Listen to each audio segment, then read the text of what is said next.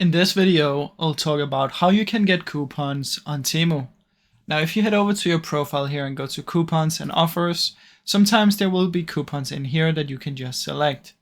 Now, if there's no one in here, there are other things that you can do. What I suggest you do is you get the app.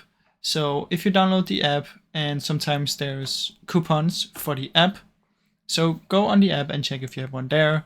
Now, another one is if you're a new account, you'll get coupons. The third one is check-in and app rewards.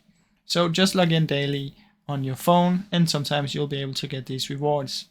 Now the fourth one is you can play games on your app. So all of this is for the app. And on the app you can play games and you will be able to get coupons from in there as well.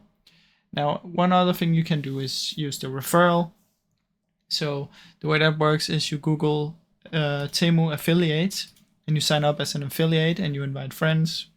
Now obviously during Black Friday and stuff there will be holiday and seasonal codes. And then the last one is if you subscribe to their newsletter, their email, just search the Temu email and then they will send you coupons and stuff like this on your email. Now I really hope this video helped you.